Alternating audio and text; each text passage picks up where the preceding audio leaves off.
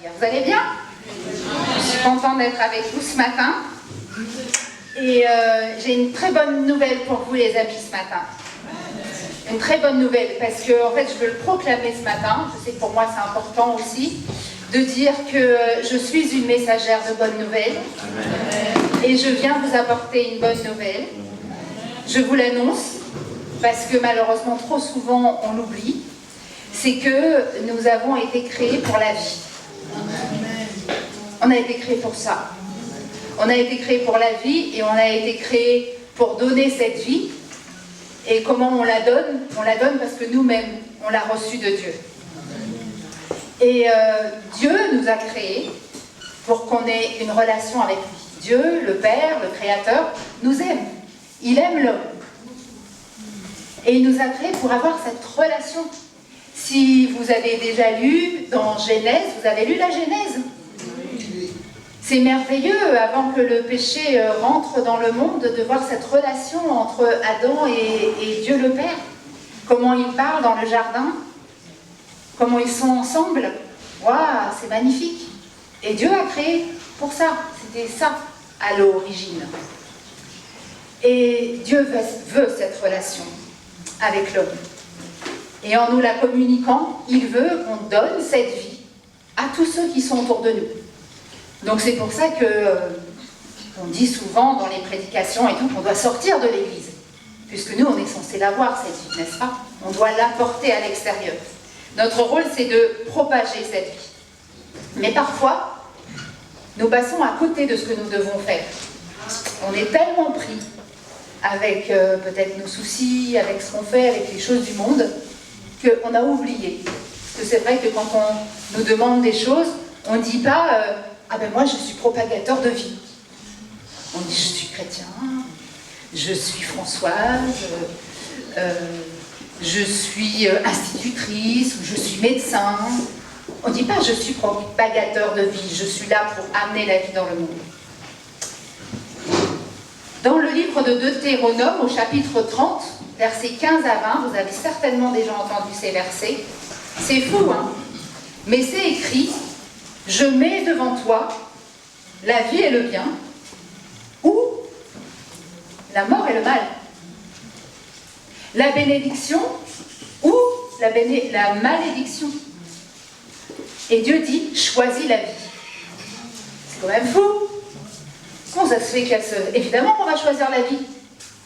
Non? Vous n'allez pas choisir la vie? Vous êtes là? Vous allez choisir quoi entre la vie et la mort? La vie. La vie. Alors pourquoi Dieu explique ça et dit choisis la vie? Ben, malheureusement, ce n'est pas toujours ce qu'on choisit. Et même quand on est chrétien, comment ça se fait? Pourtant, on a le pouvoir de choisir la vie. Ça me rappelle un verset qu'on dit souvent en tant que chrétien, parce qu'on l'a vu, l'apôtre Paul le dit, dans Romains 7, verset 15, il dit « J'ai la volonté de faire le bien, mais je ne parviens pas à l'accomplir. Et je ne comprends pas ce que je fais. » Mais comment ça se fait? On est chrétien ou pas? À la rigueur, on peut comprendre quand on n'est pas encore en Christ. Mais après, vous comprenez pourquoi? J'entends pas. Vous comprenez pourquoi? Alors ce matin, je vais vous proposer un petit voyage parce que comme je n'ai pas de réponse, je pense que vous ne savez pas pourquoi on a envie de faire le bien et on n'y arrive pas. Alors on va voyager un peu à travers certains passages de la Bible pour comprendre qu'est-ce qui se passe en nous, qu'est-ce qui se passe dans ce corps que Dieu a créé, dans cet être que nous sommes, que Dieu a créé, pour que parfois on ne fait pas ce qu'on a envie de faire.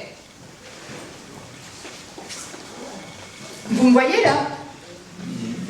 Vous voyez que j'ai 3 parties en moi, je suis en 3 dimensions. Vous voyez? Non, et là, vous voyez?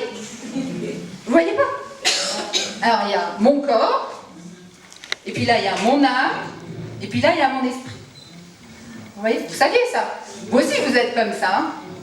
Donc on va dire on a un corps, on a un être tridimensionnel. Bon, et ben je vous invite, on va faire un petit tour. Je reviens tout de suite.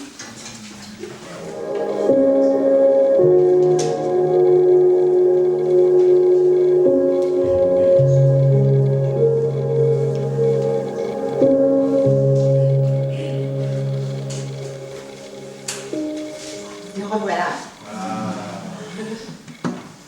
Alors comme j'ai dit, nous allons faire un petit voyage et on va vous conduire dans des petites scénettes. Et nous allons commencer par le verset que vous allez voir affiché.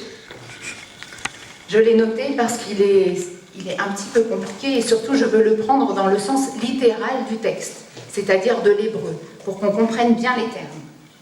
Donc c'est dans Genèse chapitre 2 verset 7, si vous lisez bien avec moi, vous avez « L'Éternel Dieu forma l'humain ».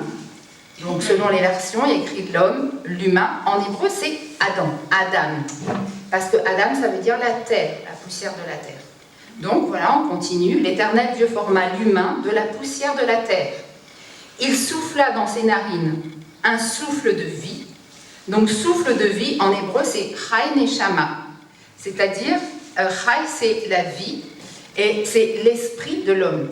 Il souffla dans ses narines un souffle, et c'est le souffle de vie, c'est l'esprit de vie de l'homme qui va se mettre dans le corps. Comprenez? Vous suivez? C'est le principe de vie. En fait, Dieu souffle la vie, vous avez compris, et en soufflant la vie dans l'homme, il y a la vie qui rentre en lui, et c'est son esprit qui vient en fait, qui est créé comme ça. C'est l'esprit de l'homme. Du souffle de Dieu, l'esprit de l'homme est créé. C'est bon? Je regarde vos têtes là pour voir si vous suivez ou pas. Et on continue le texte. Et l'homme devint une âme vivante. Ah, il y a un troisième personnage là qui arrive. Donc on avait Dieu forma l'humain, donc il forme un corps. Okay. Dieu souffle l'esprit, sa forme sont l'esprit de l'homme. Et lorsque les deux se rencontrent, on va dire le corps et le souffle, l'esprit de l'homme, l'homme devint une âme vivante. Alors là, on voit les différences, parce que nous, on ne le voit pas trop dans nos termes, c'est de l'hébreu. Puisque âme vivante, âme, c'est nefesh en hébreu. Donc c'est traduit par être, dans vos Bibles, ou âme. Mais en fait, quand vous regardez dans l'hébreu, ça va beaucoup plus loin, parce qu'il y a la notion de désir, de passion, d'émotion, de siège des appétits, de caractère, etc.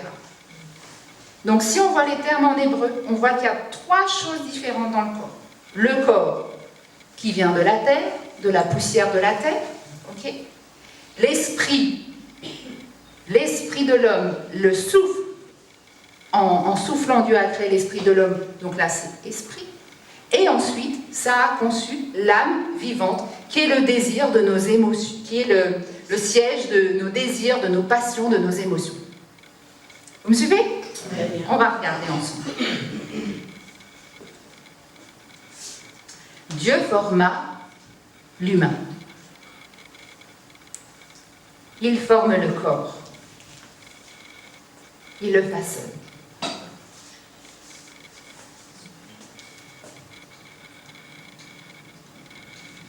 Et Dieu souffle dans ses narines.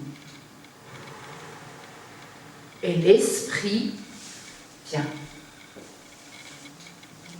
Je refais. Le Dieu souffle dans les narines et l'esprit vient. Et là, lorsque l'esprit qui a été fait par Dieu en soufflant et le corps se touchent, l'âme est conçue. Voilà notre être tridimensionnel. Corps, âme, esprit. C'est plus clair? On suit? Ok. Maintenant, vous allez bien les voir. Le corps, l'âme et l'esprit. Là, ils sont vivants. Vous êtes vivants? Ils sont vivants parce que, c'est quoi le principe de vie? c'est l'esprit. Donc ça a amené la vie. Je vais vous présenter maintenant ces 3 parties qui sont dans notre être. Et on va parler en premier du corps. Le corps, c'est le contact. Et dans le corps, nous avons 5 sens, n'est-ce pas? Il sent. Il observe. Il mange. Il court. Il marche. Il danse. En fait, c'est celui qui va exécuter les choses. L'âme, c'est le moi. C'est le je, moi. Les émotions, l'égoïsme, l'égocentrisme, mais aussi l'intelligence, les émotions.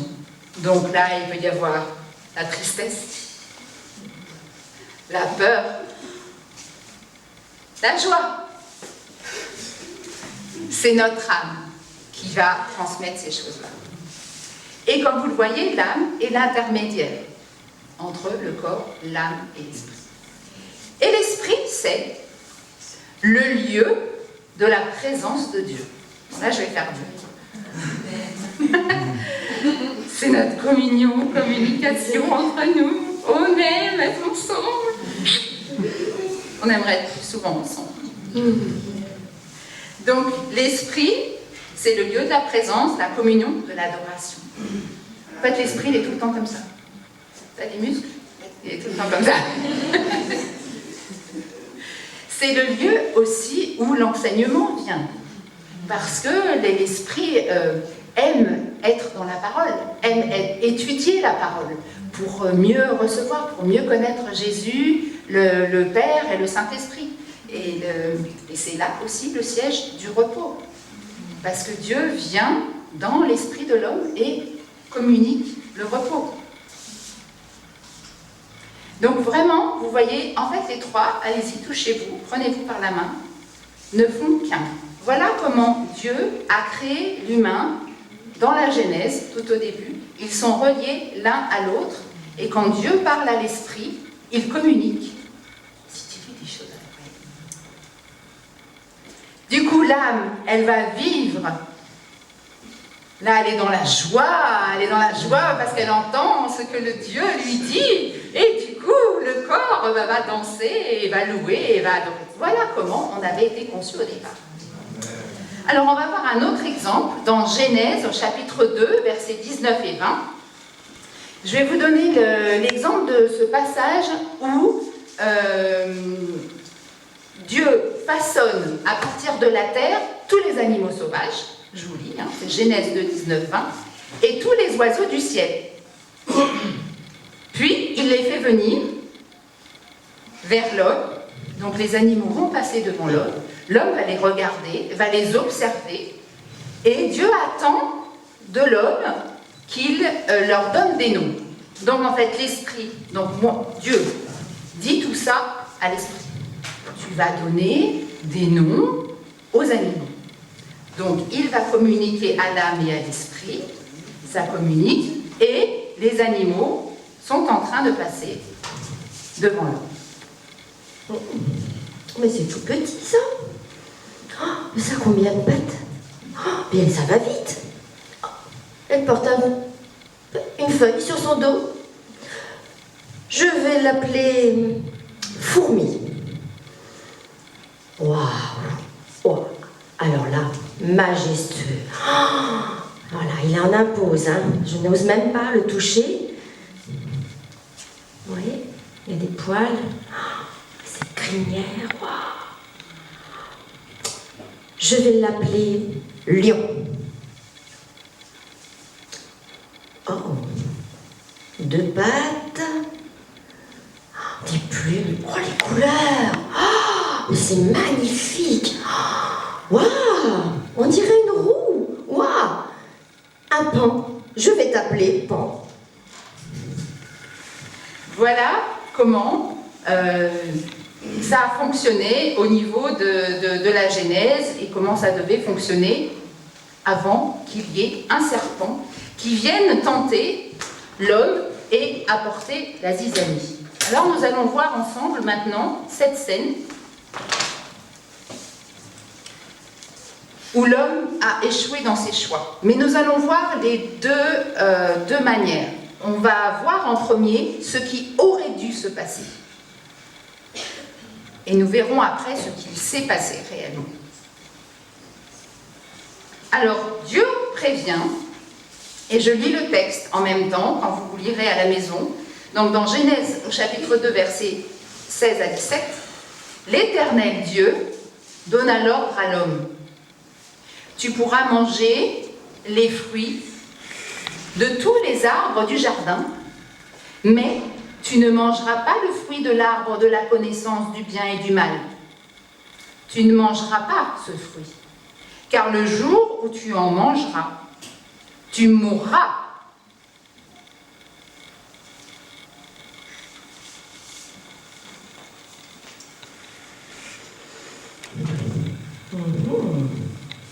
Waouh, quelle couleur!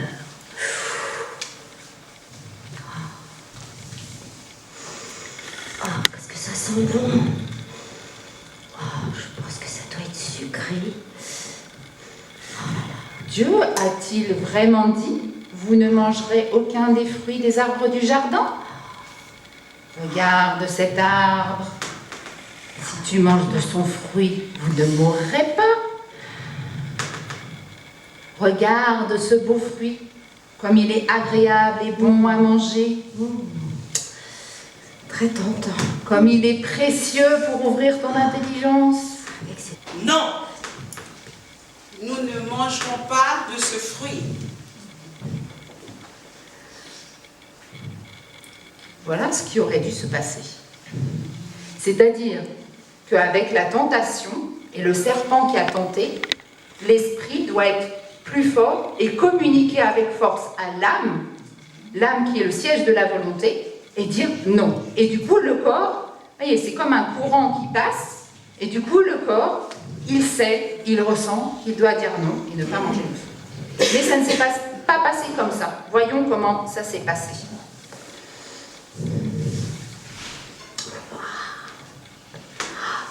Oh là là, qu'est-ce que c'est beau! Oh là là, il est mûr ce fruit, c'est pas possible, avec une telle couleur. Dieu a-t-il vraiment dit que vous ne mangerez aucun des fruits des arbres du jardin? Ce parfum, c'est un vrai bonheur. Je peux pas résister, c'est pas possible. Regarde cet arbre, si tu manges de son fruit, tu ne mourras pas. Regarde comme ce fruit est agréable, bon à manger, précieux à ouvrir l'intelligence. Ça fume ici, ça résonne, ça fume. Oh les raisonnements, oh l'intelligence. Et personne n'entend l'esprit. Non, l'âme est trop préoccupée.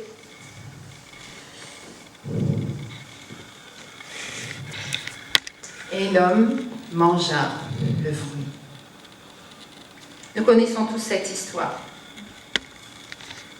Du coup, quand le doute vient, que l'intellect fonctionne, les raisonnements, la convoitise, eh bien la désobéissance est entrée. Et avec la désobéissance, le péché, et avec le péché, la mort. Qu'avait dit Dieu? Si tu manges de ce fruit, tu mourras. C'était vrai. Pas comme on l'entend, parce qu'en effet, le corps, l'âme et l'esprit, le corps et l'âme, pardon, sont toujours vivants. Mais l'esprit est mort.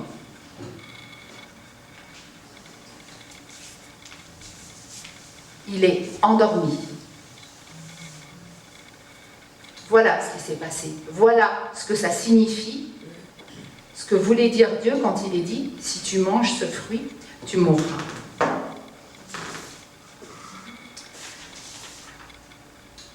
Résumons un petit peu. Que se passe-t-il concrètement quand l'esprit de l'homme est mort?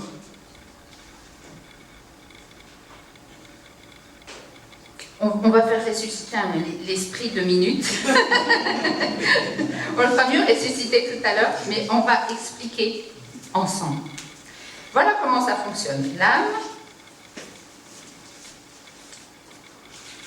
l'âme, un vêtement, on va dire. Et lorsque le péché est entré, la mort est entrée, l'âme englobe l'esprit. Donc,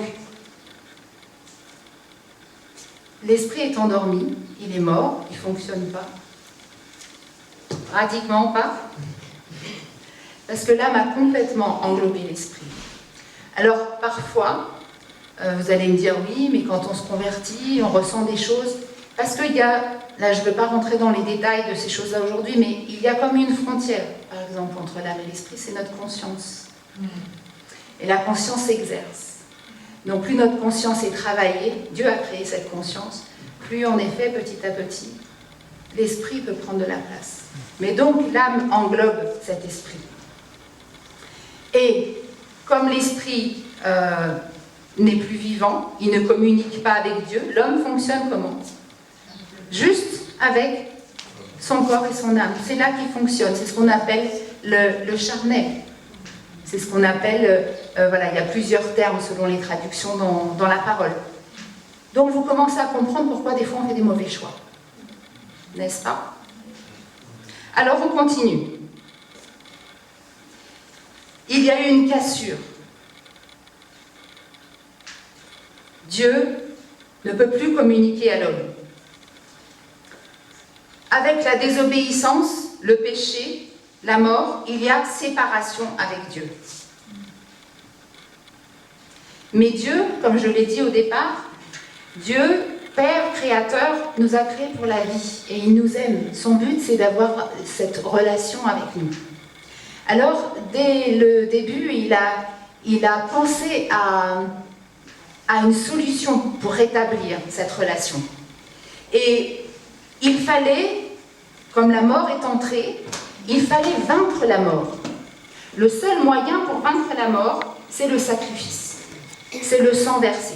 C'est pour ça que dans l'Ancien Testament, on voit tous ces sacrifices d'animaux. Il n'y a pas que, je ne vais pas rentrer là-dedans, mais il n'y a pas que des sacrifices d'animaux, il y a toutes sortes de sacrifices. Mais le sang a besoin d'être versé pour couvrir le péché. C'est ce qu'on appelle l'expiation. Ça, c'est dans l'Ancien Testament. Et dans le Nouveau Testament, Jésus ôte le péché. Le sang de Christ ôte et il nous rachète. Donc Jésus va rétablir à la croix, en mourant à la croix pour nous, il rétablit la relation. À la mort, à la croix, il va rétablir. Vous ne voyez pas? Le corps.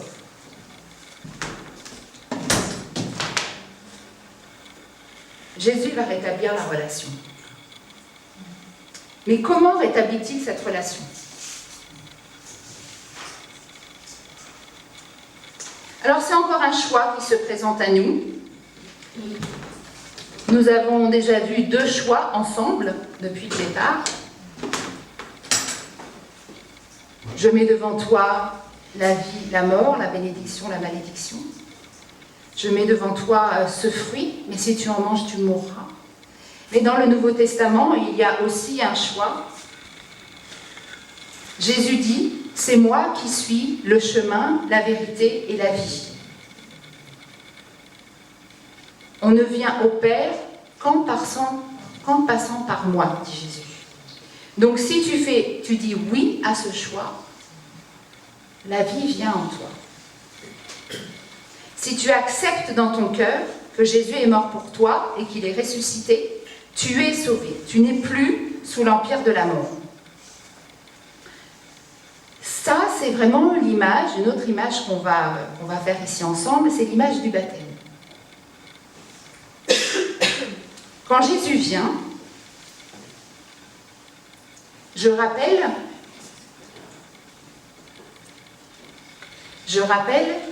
que Jésus va rétablir la vie.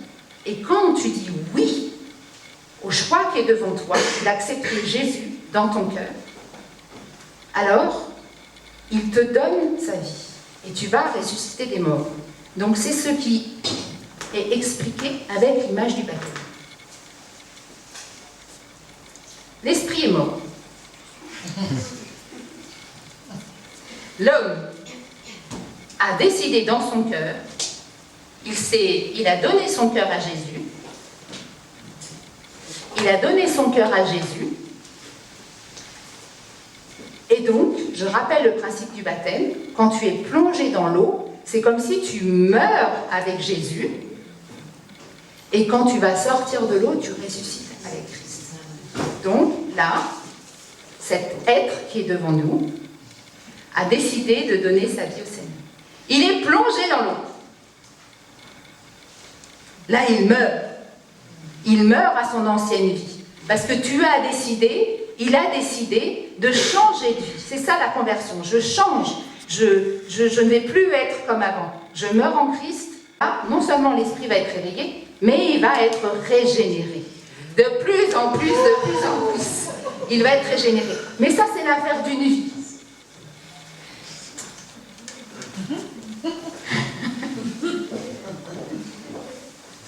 Alors, pour passer au niveau des eaux du baptême, vous avez bien compris qu'on meurt à ce qui on était avant. La mort doit vraiment venir dans l'âme. Pourquoi cette nécessité de mourir à soi-même ? On va voir ça maintenant. Ce qu'il y a, c'est que souvent, en tant que chrétien, on pense que la mort, c'est une fois. C'est-à-dire, je décide de me faire baptiser, je donne ma vie à Christ, donc je comprends que je meurs à mon ancienne vie, et je suis une nouvelle créature. C'est fini. Ça, c'est le début de la vie chrétienne. On est à la porte. En fait, toute notre vie avec le Seigneur, on doit mourir. Ah mince, je n'avais pas pensé à ça. Moi, je croyais qu'en devenant chrétien et en venant à l'église, j'allais avoir une vie toute rose, comme les princesses Disney. Mais je pense que beaucoup de chrétiens n'ont pas bien lu la parole. C'est pas si simple la vie chrétienne, n'est-ce pas? Parce qu'en fait, on est à l'école avec le Seigneur. On est à l'école de Dieu. Et c'est un apprentissage de tous les jours. Alors, je ne dis pas que le Seigneur va nous entraîner dans une mort à soi-même chaque jour, tout le temps, on n'en pourrait plus, on ne supporterait pas. Mais il y a des temps. Et quand il y a ces temps, on n'aime pas du tout. Et on se dit, ah, le diable est en train de m'embêter. Ah, le diable est... Non. Il faut prier déjà, il faut avoir l'esprit éveillé. Dans ces cas-là, l'esprit écoute et va réclamer à Dieu pour savoir, est-ce que ça vient de toi, Seigneur? Ou est-ce que je vis une épreuve? Les épreuves sont nécessaires dans nos vies. C'est ça la pédagogie de Dieu. C'est ça qui va nous faire grandir. On est en alternance avec le Seigneur. Comme ceux qui font des études en alternance. C'est exactement pareil. C'est-à-dire qu'il y a des temps où tu es en train d'étudier la parole, où tout va bien, tu es dans la joie, tu danses, tu vis pleinement ta vie avec le Seigneur. Et il y a des moments où on va revoir ça ensemble.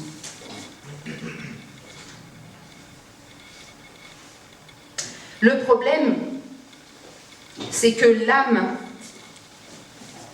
ne sait plus être soumise à l'esprit.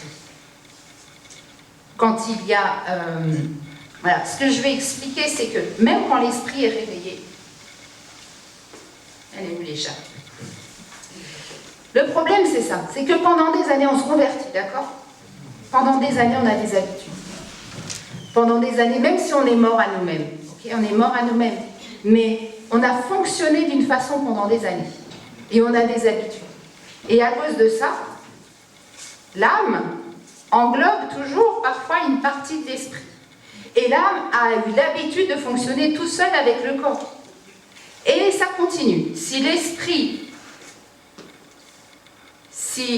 en fait tout est lié, la volonté, si la volonté de l'homme n'est pas de passer du temps avec Dieu, et donc que l'esprit ne passe pas du temps avec Dieu, petit à petit, on ne va plus voir l'esprit, et on devient un chrétien charnel. C'est ça le chrétien charnel. C'est-à-dire que vous pouvez être chrétien, vous êtes converti, vous êtes passé par les eaux du baptême, vous venez tous les dimanches, vous venez à des réunions, mais vous ne passez pas de temps avec Dieu. Votre esprit est presque mort. De temps en temps, c'est ça un chrétien charnel. Donc nous sommes esclaves de nos passions. Donc nous allons voir maintenant avec cette petite scénette comment faire pour rétablir l'être tel que Dieu l'a voulu pour nous, comme on voyait à la création. Comment faire pour ça? Premier point, on prie. On prie comme vous voulez, comme vous voulez. Non. Alors, vous priez. L'image ici, qui va être représentée, normalement, on a bien compris, c'est l'esprit qui va être en relation avec Dieu. Et l'âme et le corps suivent. Donc là, je vais leur demander, pour que nous ayons une image de ce qu'il faut faire, que chacun prie comme il l'entend, comment il le ressent. Donc il y en a qui vont prier à genoux, il y en a qui vont danser, il y en a qui vont louer, il y en a qui vont adorer, il y en a qui vont être debout, là tout le monde est à genoux, mais chacun fait comme il veut. Je t'aime, Seigneur. Je t'aime. Je suis passionnée pour toi. Je veux plus te ressembler. C'est pas une simple prière pour rétablir cette relation, n'est-ce pas? C'est un cri à Dieu. On réclame, Seigneur, je veux plus de toi, comme on a fait dans la louange ce matin. Seigneur, je veux être passionnée. Je veux être passionnée pour toi. Donne-moi plus de toi. Je veux que tu grandisses et que je diminue. Je veux diminuer. Viens, remplis-moi, Seigneur. Et ensuite, il y a comme une deuxième phase. Le Seigneur entend nos prières. Et suite à nos prières, il y a des choses qui vont se passer. Et on peut vivre des épreuves. Et quand on vit ces épreuves, c'est bizarre hein, comment on fonctionne en tant qu'homme. Mais c'est quand on vit des épreuves qu'on va se mettre à genoux et qu'on va prier. Quand tout va bien, on se dit c'est cool, ça va, alors je cours à gauche, à droite, je fais tout ce que j'ai à faire. Et sans me rendre compte, je ne passe plus mon intimité, mon temps avec le Seigneur. Du coup, c'est insidieux, on ne s'en rend pas compte. Mais l'âme et les... Non, restez debout. Mais l'âme et le corps fonctionnent tout seuls. Ils fonctionnent. Donc quand on a une épreuve, là, l'esprit se met à chercher Dieu. Et quand l'esprit cherche Dieu, Dieu va lui dire, il faut que tu meures à toi-même. Tu as pris trop de place. Ton âme a pris trop de place. Il faut que ton âme meure à elle-même. Parce que moi, Dieu, je n'ai plus de place en vous. Alors l'esprit va parler à l'âme, communique. Et l'âme va rentrer dans un temps de mort à elle-même. À quoi doit mourir l'âme? Je vais vous donner plusieurs petits exemples. Mourir à l'orgueil, à l'égoïsme, au je, moi, c'est moi. Hein? C'est elle, il n'y a qu'elle. À la satisfaction personnelle, à la pitié de soi. C'est quoi la pitié de soi? Oh Seigneur, personne ne m'aime. Oh Seigneur, personne ne m'appelle. Je suis tout seul. Oh Seigneur, j'ai mal à mon orteil là. J'ai mal au dos. Oh Seigneur, viens m'aider. C'est quoi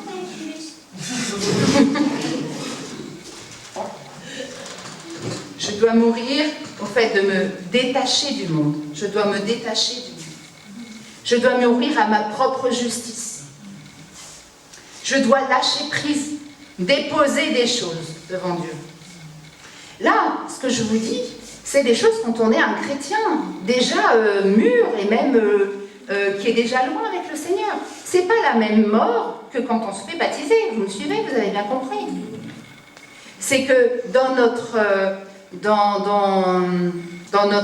nos études en alternance avec le Seigneur, il y a des temps où il va nous montrer, ok, ça maintenant, là où tu en es, ça c'est fini. Hein. Ça c'est fini. La pitié de soi, d'avoir peur de l'homme, de vouloir toujours plaire à l'homme, ça c'est fini. Et puis il y a aussi, parce que plus on grandit avec le Seigneur nous met à cœur plein de choses, et on peut avoir des projets, on peut avoir des rêves, mais parfois il faut aussi mourir à ces projets, parce que ça ne doit pas être tes projets, ça ne doit pas être tes rêves, ça doit être ceux de Dieu. Amen. Et ça c'est compliqué, et je vous dis tout ça, mais je suis passée par tout ça, donc c'est pour ça aussi que j'arrive à en parler. Mais c'est difficile et c'est compliqué, parce que parfois on se dit, moi pour l'avoir fait, je vous le dis, différents projets que j'ai faits, je savais, il y avait des frères et sœurs, je me souviens une sœur qui m'avait dit, mais il faut que tu déposes ce projet à l'autel, comme Abraham avec son fils, tu le déposes, il faut que ça meure. Je l'ai fait, mais c'était moi, je pense. Et en fait, avec des épreuves et plein de choses, ça s'est fait, c'est mort, mais je m'en suis même pas rendu compte en fait. Mais vraiment, ce projet était vraiment mort. Pour moi, jamais il ressuscitera à nouveau. C'est ça, vraiment, des projets, des rêves peuvent mourir. Le Seigneur peut nous demander, peut nous faire passer par toutes ces choses, parce que quand on veut être comme Jésus, vous avez entendu tout à l'heure, l'être à réclamer plus de Jésus et moins de moi. Puisque notre but, c'est de ressembler plus à Jésus, n'est-ce pas? Donc quand on meurt à soi-même, donc tous les trois montrez, vous êtes à genoux, on crie à Dieu, on lui demande de nous transformer, et là en fait, c'est un abandon total. On retrouve, quand on en est à ce point-là, on est dans un abandon total, on est surtout dans une humilité très profonde, souvent qu'on oublie. C'est pas avec l'intelligence l'humilité, c'est quand on est comme ça à genoux devant le Seigneur. Et là on est corps, âme, esprit complètement dans l'adoration, dans la louange. Et là on dit au Seigneur, Seigneur, je suis là devant toi comme un sacrifice vivant. Vous comprenez cette notion de sacrifice vivant? On chante tellement ça. Mais est-ce que vous comprenez ce que ça signifie? C'est quand on en est là. C'est qu'on est abandon total comme Jésus. Jésus nous a dit de prendre sa croix. C'est ça, prendre sa croix. On meurt à nous-mêmes, à toutes ces choses-là.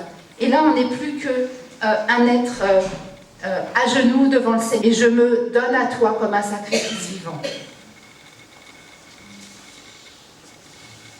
Alors, on va imager, vous pouvez vous relever, on va imager une autre scénette pour expliquer quand on en est là. Donc, approchez-vous un petit peu.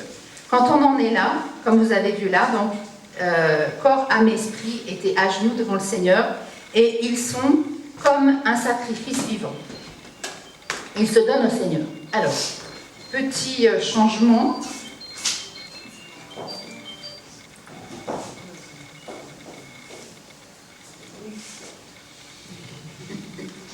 Je vous tourne le dos.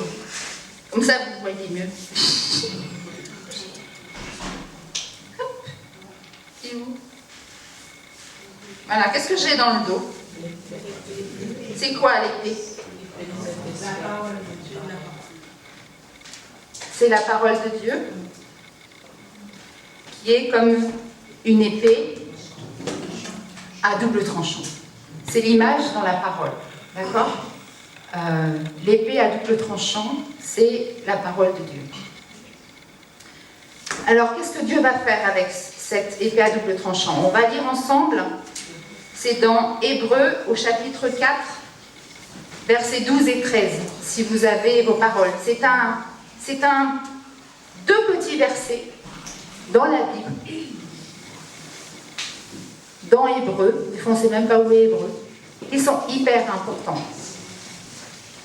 Et ça, c'est quelque chose que vous pouvez prier quand vous voulez vraiment que le Seigneur vienne et que vous mouriez à vous-même.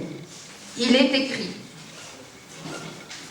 La parole de Dieu, alors on va remettre, pour qu'on comprenne bien, on va remettre le châle, et donc c'est dans le cas où donc l'âme englobe, en tout cas, voilà, disons que l'âme est réveillée, l'esprit est réveillé, l'esprit est régénéré, mais avec les habitudes, parfois l'âme englobe toujours une partie de l'esprit qui ne peut pas prendre toute sa dimension. Dans Hébreux 4, 12, il est dit « La parole de Dieu est vivante et efficace, plus tranchante que toute épée à 2 tranchants, pénétrante jusqu'à séparer âme et esprit, jointure et moelle. » Pourquoi c'est écrit ça? Pourquoi on parle de jointure et de moelle? C'est une référence, vous savez, quand on lit la Bible, on n'a pas appris ça dans l'Église. Ça, c'est la pensée juive. C'est comme ça que ça fonctionne. Il n'y a pas un verset dans la parole qui se réfère à d'autres versets. Donc là, Hébreu, c'est la lettre écrite aux Hébreux, donc c'est aux Juifs. Et ils connaissent très bien la parole, ils connaissent très bien l'Ancienne Alliance. Donc les sacrificateurs à l'époque venaient avec un couteau pour faire un sacrifice, et ça séparait, ils séparaient la bête qui était donnée en sacrifice, et ça allait tellement profond, parce que le couteau était tellement aiguisé, qu'on voyait vraiment tout. On voyait les profondeurs et ça divisait.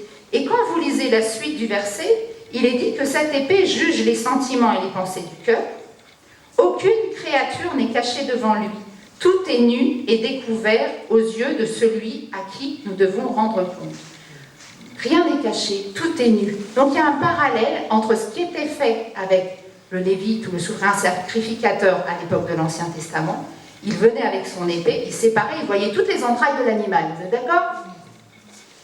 Là, je n'ai pas noté le verset 14. Le verset 14, il est dit que c'est Jésus notre grand sacrificateur. Jésus vient avec l'épée de l'esprit. Et il vient diviser, comme le sacrificateur, la jointure des moelles, il vient séparer, diviser l'âme de l'esprit. Voilà ce qui se passe. Et donc, je rappelle que l'épée d'esprit, c'est quoi? La parole de Dieu. Ça veut dire que plus on va lire la parole, plus on va étudier la parole, parce que la parole est vivante. Donc, elle agit en nous. Donc, vous vous représentez dans votre tête, là. Il faut qu'on se représente des choses, il faut s'illustrer les choses que vous lisez dans la parole de Dieu. Que quand vous lisez la Bible, vous la lisez. C'est comme s'il y a une épée qui sort et elle agit en vous. Elle tourbillonne. Et vous la prenez et vous dites « Oh, je veux mourir, Seigneur, à ces choses. Je veux que dans mon âme, toutes ces choses qu'on a énumérées tout à l'heure, je ne veux plus qu'elles existent. » Proclamez la parole. Je ne sais pas comment vous faites chez vous. Moi, je m'allonge par terre. Moi, c'est là que je suis mieux. Je mets de la louange, je m'allonge par terre. Et je me laisse conduire dans la louange, dans les chants. Et puis, des fois, j'ai des images. Et des fois, je ressens que je dois prier pour ceci ou cela. Et je peux prendre la parole.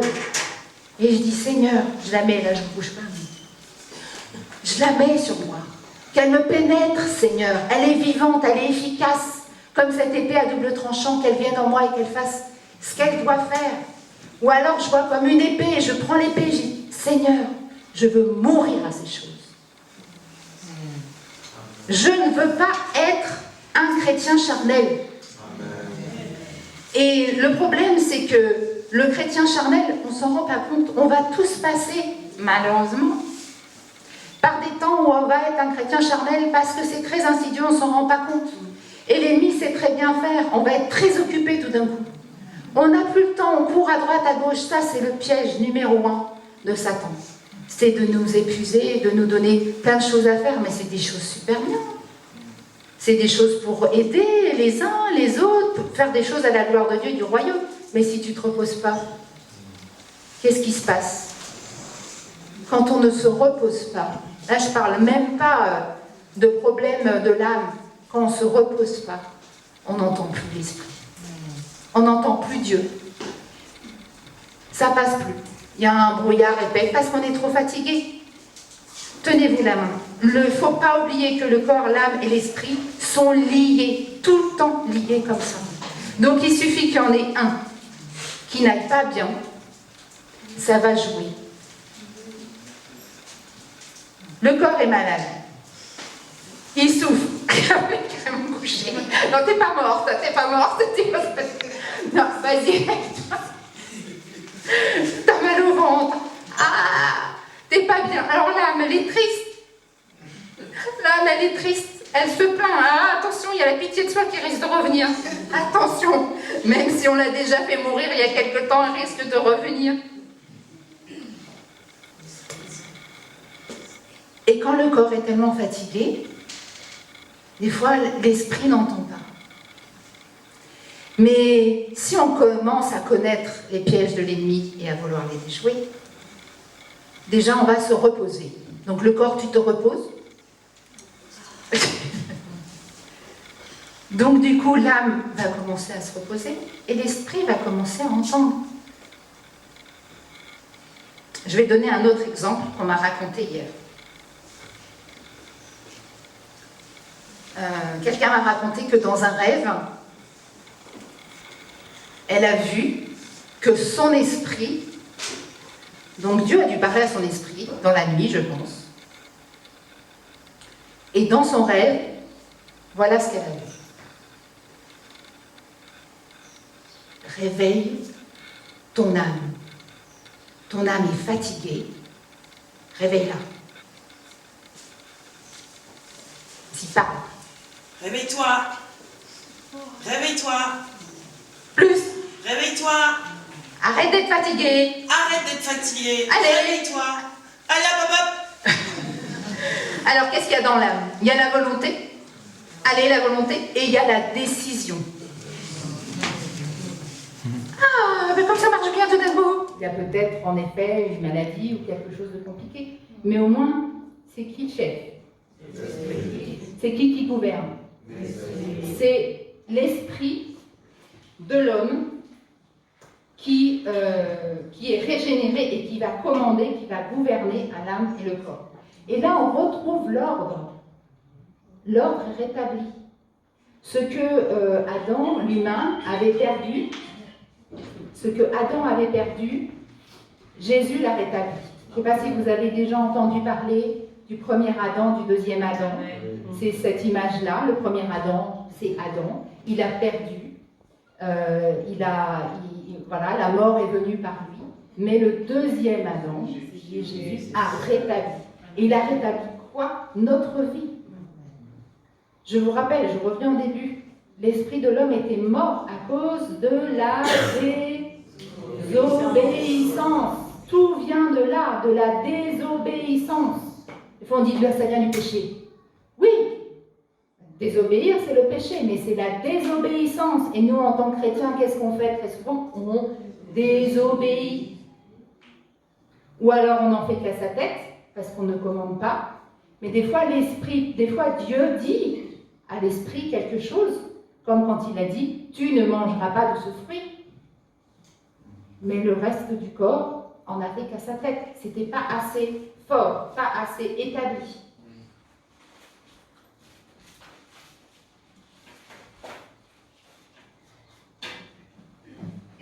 Vous avez compris? Comment ça fonctionne?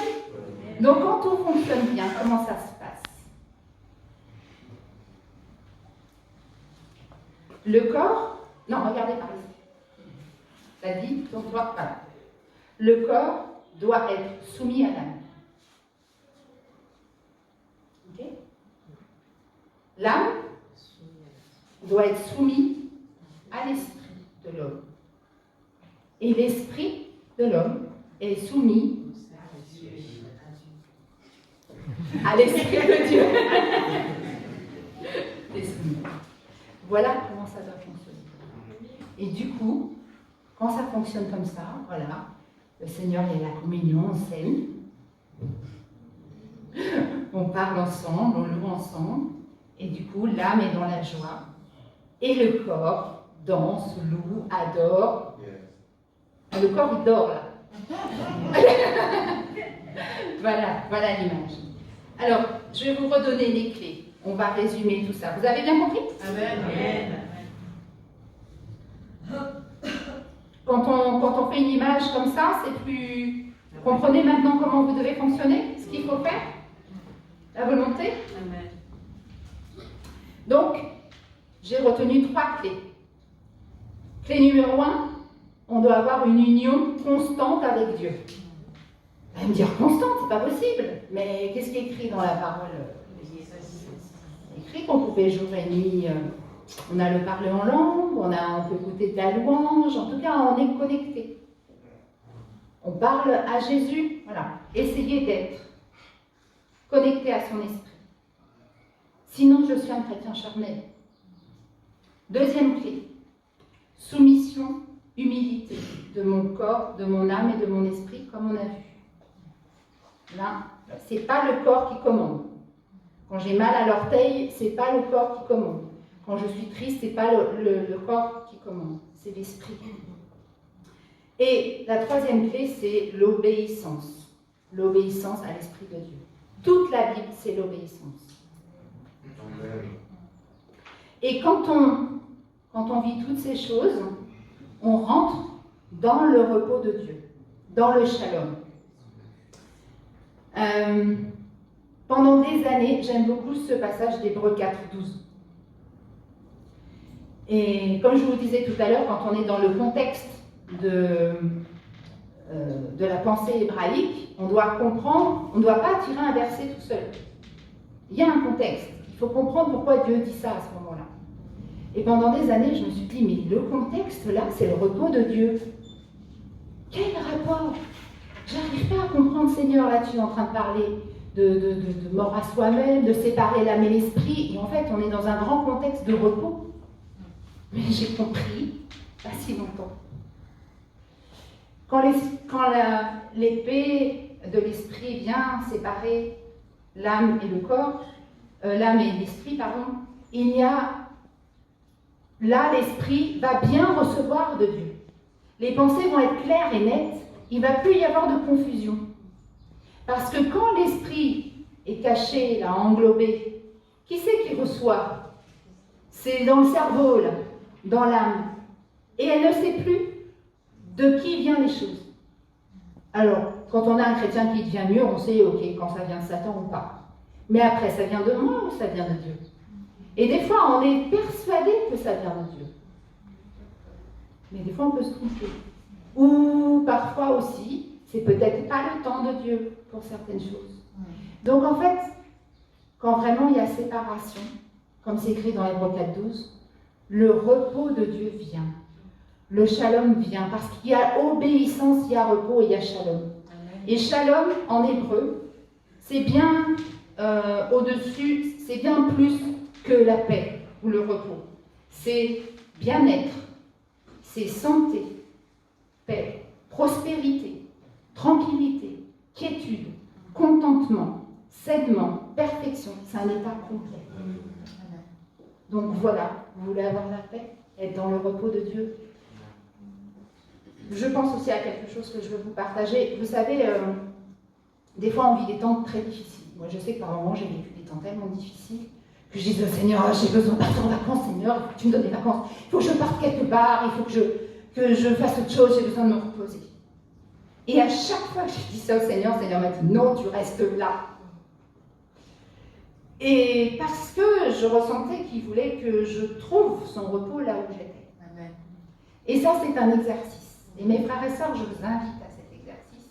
À ne pas fuir, on veut toujours fuir, ça c'est notre âme, notre corps. Allez, je vais aller au bord de la mer, je vais me reposer à la campagne. Non. Plus les temps vont venir, plus on va vivre des temps difficiles. Gloire à Dieu, ici en France, pour le moment, on est assez en paix, on va dire. Mais s'il y a des temps beaucoup plus difficiles, où on va la trouver la paix? Où sera notre lieu de refuge? Et franchement, quand vous êtes dans cette relation à Dieu, vraiment, c'est la véritable paix qui vient. c'est surnaturel, ça vient du royaume, ça vient du trône de Dieu qui vient. Et là, vous êtes là, vous trouvez la vraie paix. Alors, avant de finir, j'aurais quand même à cœur que... Est-ce qu'il y a des personnes ici qui n'ont pas donné leur cœur à Jésus? Est-ce qu'il y en a? On n'est pas beaucoup aujourd'hui, non. Vous êtes tous des chrétiens? Amen. Comme on a parlé de Jésus et de se donner au Seigneur et le baptême, je voulais quand même ne pas rater ça si quelqu'un voulait donner son cœur à Jésus. Mais donc, comme on est tous chrétiens ici, convertis, si vous voulez bien, je voudrais bien qu'on prie ensemble pour qu'on ne soit pas des chrétiens charnels. Amen. Voulez-vous lever? Amen.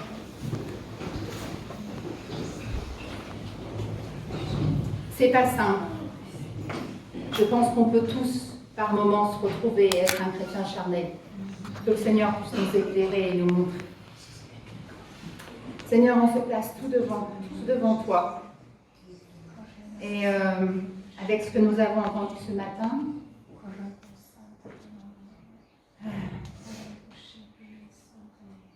nous prions pour être toujours sensibles à ton esprit. Nous ne voulons surtout pas l'étouffer. Nous ne voulons surtout pas étouffer l'esprit de l'homme, l'esprit que tu as mis en nous. Cette image du corps, de l'âme et de l'esprit, on sait dans la parole, tu dis que nous sommes le temple.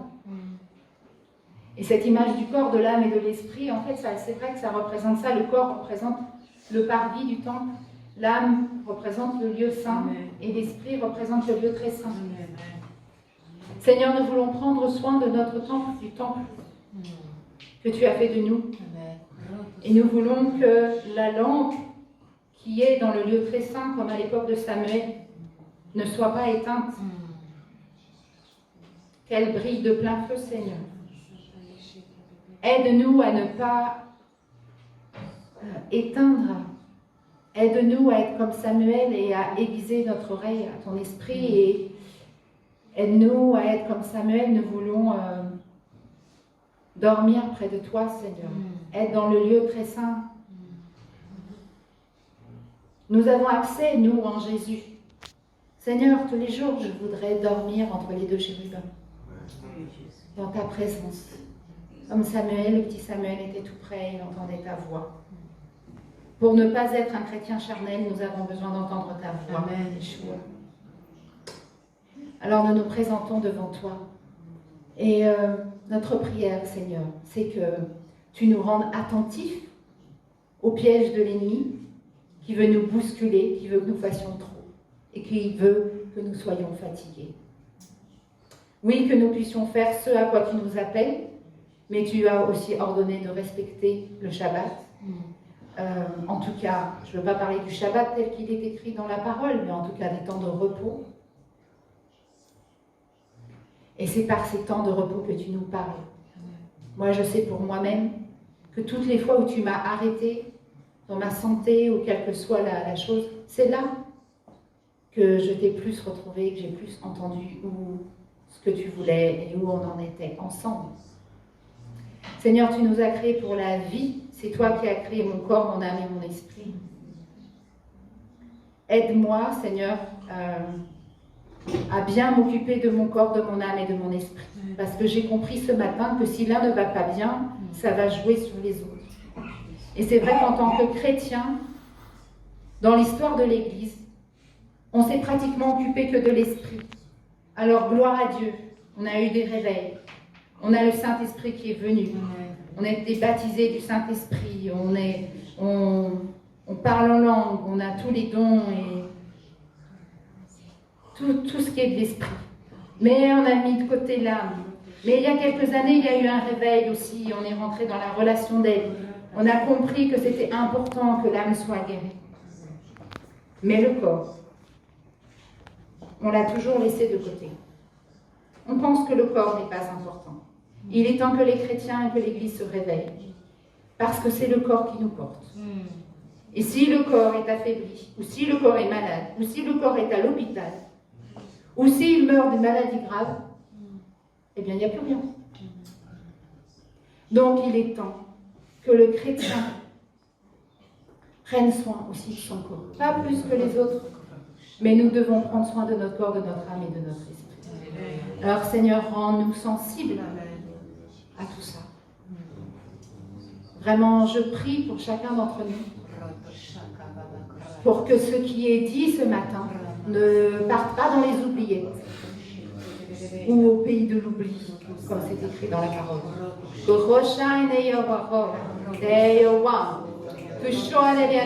proclame le réveil de notre esprit. Je proclame le réveil de notre esprit. Tu réveilles notre esprit et tu continues à le régénérer. Je proclame la régénération.